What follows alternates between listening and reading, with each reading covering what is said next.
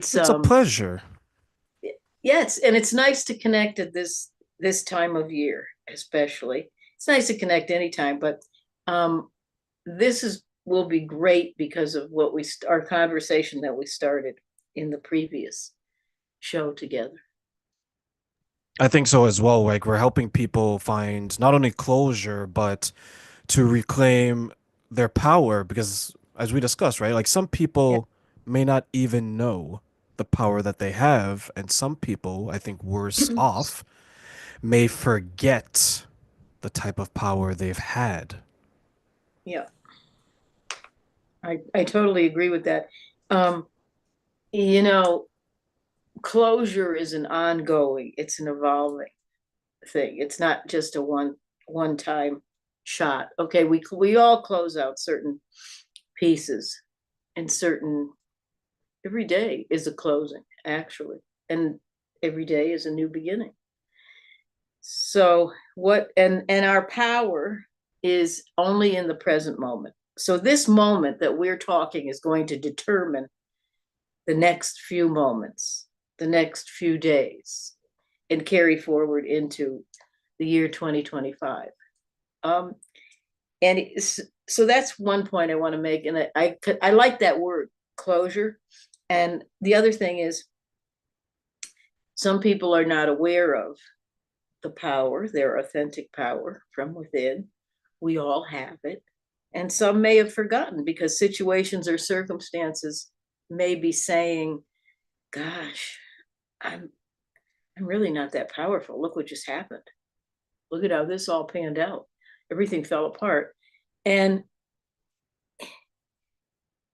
I think we talked about it in our last show together that I am truly dedicated to awakening hearts, minds, and most especially spirit to our authentic power from within.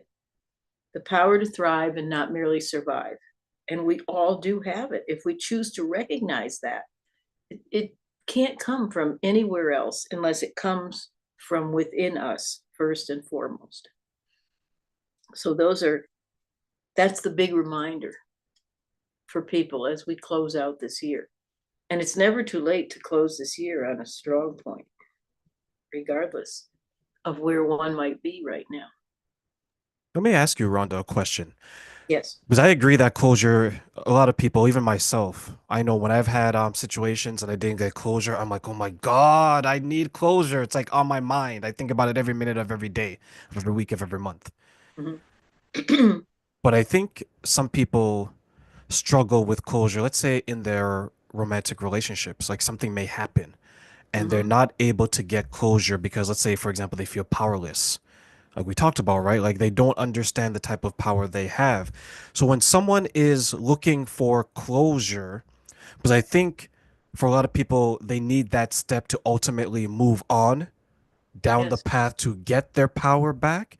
How can Yes. they find closure to help them regain their power?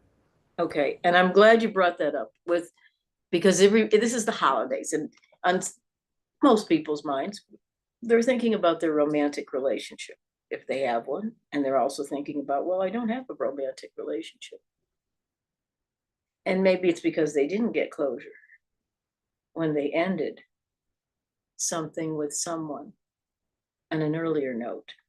And the thing about closure is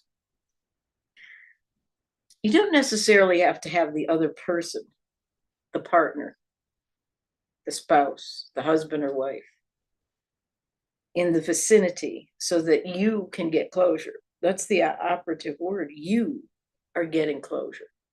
So, however you put closure to it, understand that if you are moving on, you are moving on. You're closing out that chapter, you're releasing it, you're letting go.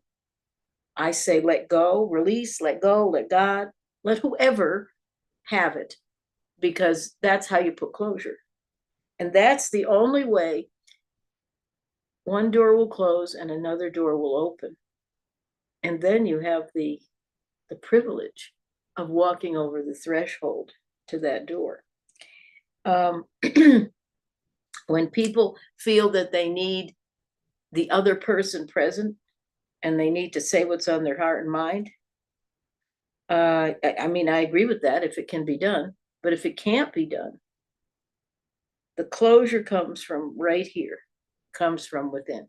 And that's where the power begins, from within. So if we're closing out a an adventure, an escapade, a sequence, a series with one romantic partner,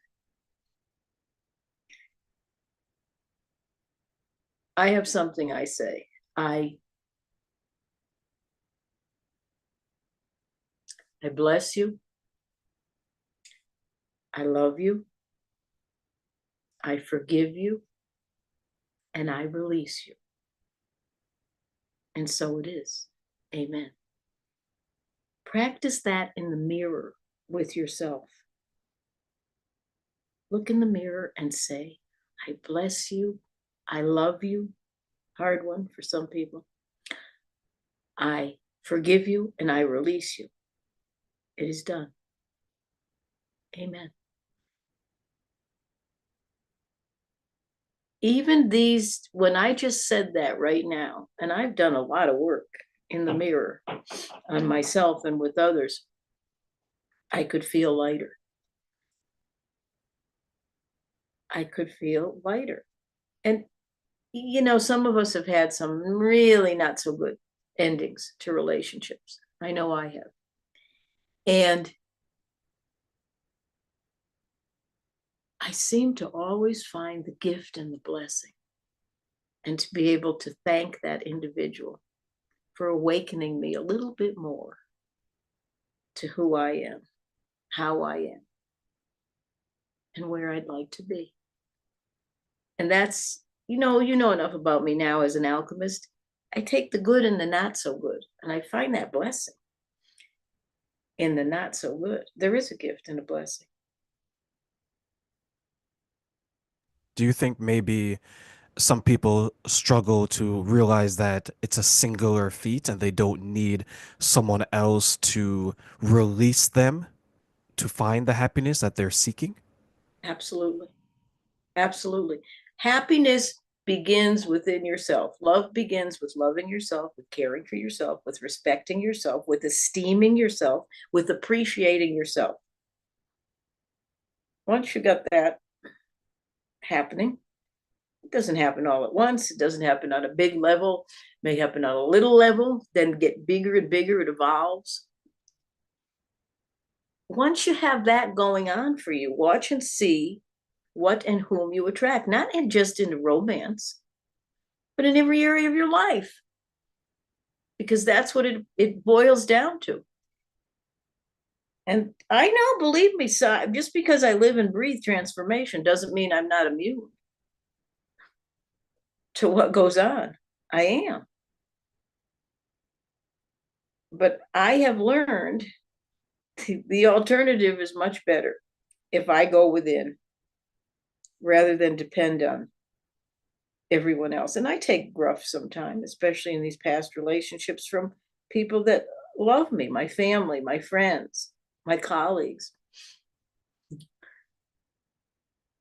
I They look don't. at like Rhonda, if I look at the holiday season, which we're Yes, entering, yes. right? And there's a lot of people who would say that, at least in America and in Canada, I always say the last 3 years are like, sorry, the last 3 months of the year are beautiful, beautiful times for those who have healthy relationships. You have Thanksgiving, you have Mm-hmm. Remembrance Day, Memorial Day, and you have the holiday season. Fantastic things to celebrate with those close to you. And Yeah, then you have January, which is like the boom, back to reality, right? right, right. There's times where I've noticed that people will reach out that have done you dirty, right? They've traumatized you in some way, they've abused you in some way, but because it's the holiday season, they become filled with the holiday spirit. And this is spirit that maybe they should have always had, but you Mm, know how it works, right? For the first 9 months of the year, it's all about me, me, me. And now it's like, okay, I want to enter the new year with a new state of mind, knowing that January 1st is going to go back to the monster that they are, right? right. So when you're trying to help them find a balance between staying true to themselves and understanding that there's going to be people who's going to test your progress, test your strength. How would you guide them to stay the path and make sure they don't go backwards instead of continuing to go forwards? Oh, yes, especially with what we refer to as the proverbial X. Okay. You may find the X hovering this time of year, hovering because they miss us, or hovering because they realize, as you put it, they done us dirty, and they got to release themselves somehow from that feeling, that guilt. So what can I do? They're saying, this is happening with me right now. And I am at an arm's length because it's not the best thing for me. I'll just say it. Self care is my most important thing these days. I cannot be the very best I am in any area of my life, and especially in the transformation business. I have to be well, I don't have to, I choose to be the example to others that, look, I love them, I forgive them, I bless them, I've released them. And I've done this in many ways, written wise. And I do it with clients and with audiences. But you have to understand that they need something too. And here's the thing, they probably haven't found it within themselves just yet. And maybe they have. Maybe some people have done that transformation, that work, that inner work. So now they need to come back to the person that they depended on to do the work for them. But all you're not doing them a service. You're certainly not doing yourself a service. They're maintaining the dependency, and you're nurturing their dependency, the codependency. Is that the trap that a lot of people find themselves in? Absolutely. It's the trap. It's like the comfortable pair of shoes. Well, you know what you have with the X, or what you had. Now, if you haven't done any growing yourself, the inner work, you may just say, oh, well, they weren't so bad. Okay. And I'm not judging or criticizing, but I am observing, and I'm starting with me. But there are so many people that we're in the same boat. I mean, come on. Start loving and appreciating yourself. Start looking in the mirror and think about, for me, it's been 3 years. 3 years. But you know what? I've done a lot of growing in 3 years. When somebody says, well, haven't you met anyone there? I said, yes, I have, as a matter of fact.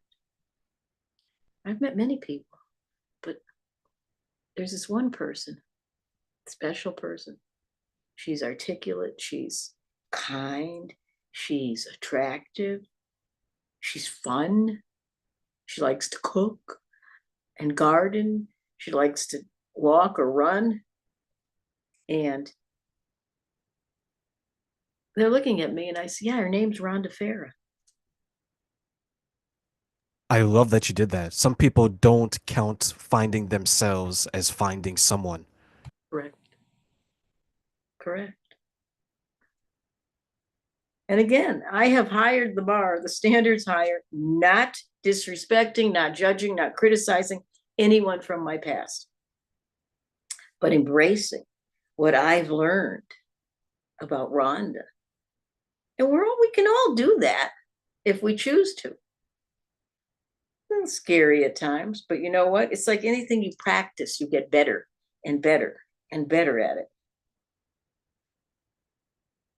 Rhonda, I remember a time, this must have been, wow, I'm going to age myself. Time flies as we get older, doesn't it? Yeah. There was a time where there was maybe three exes message me in the same month just to catch up, meet up, and things like that, right? And I thought that I was catnip at that point in time, right? But I was talking to someone, but it wasn't serious yet. But then you have these three distractions. Oh, One yes. thing I've learned about it is when, at least for me, when you're about to pivot to something that you can see being very serious or something that could be very beneficial, it's like that hook in your life Right. that is trying to pull you back. And that is exactly what these three people represented. And I think I was able to identify it because of conversations and training like this. You and Mhm. I, we may not even think it, but we're from a very privileged space because we have the training and we have the insight and the experiences. For some people who are going through it, like how maybe you and I would have gone through it years ago, Mhm. how can we help to enlighten them to make them understand that this is simply a test? Either you're going to pass it, either you're going to fail it, but whatever choices you make, you have to own those choices and continue with the choice that you made. The first thing I would say to that, Rain, is that